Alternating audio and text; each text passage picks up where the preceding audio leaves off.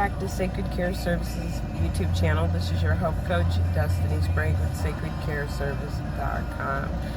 I wanted to bring an encouragement word to your relationship today.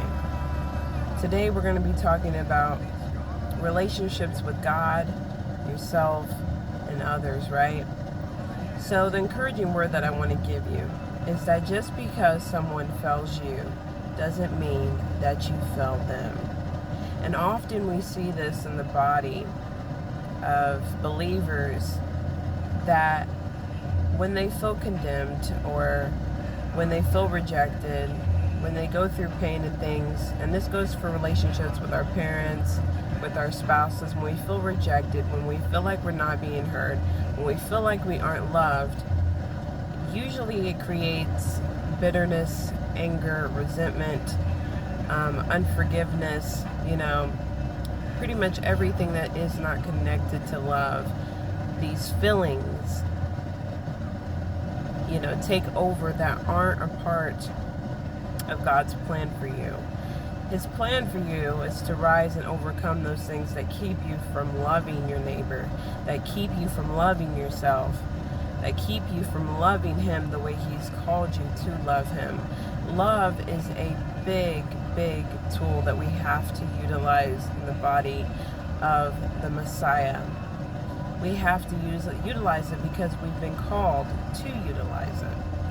And so if somebody in your life, whether it's a stranger, to your spouse, to your parents, to the church, whoever, wherever it may be, if you experience a negative or an uncomfortable situation that really takes you to a place of trauma or unforgiveness, I want to encourage you to forgive that person, to humble yourself and show them grace even when they don't deserve it, to show them mercy even when they don't deserve it, because that is what God does for us, and that is what Yeshua, Jesus, did for us when He laid down His life. And so we are called to reflect that type of love. And that is the love that keeps us connected in unity and in one mind, right? There are so many stories of people who have been mistreated and they loved that person anyways, and it actually convicted them to change. We have to be careful about how we treat the person that fails us, right? We fail ourselves all the time. We fail God all the time. We fail other people. And if our recognizing timing is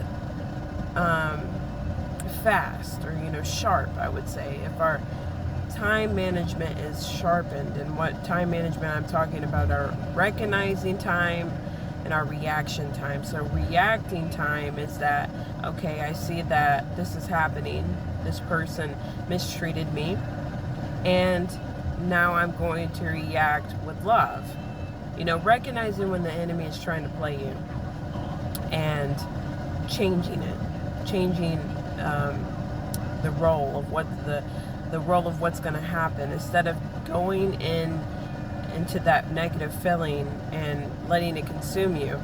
Instead of letting it overcome you, you can overcome it. You have the power and authority by the blood of the Lamb to conquer everything, to conquer giants, to conquer your fears, to conquer the enemy every single day. We all have a story that is being written, and we have to show mercy and grace towards ourselves, towards others, right? And it starts with us. We are responsible for us. Nobody is responsible for us but us, right? You are responsible for you. So don't worry so much about how other people treat you. Don't feel like you need to condemn them and judge them or anything like that. Things happen, and some people aren't healed from their trauma, so they go around and they try to create trauma with other people. Is that not okay?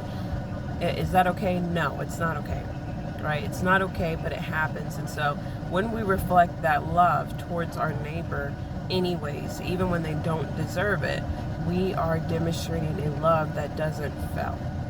So I hope that encourages you today to stand firm in the love that God has given you and told you to reflect towards yourself and other people.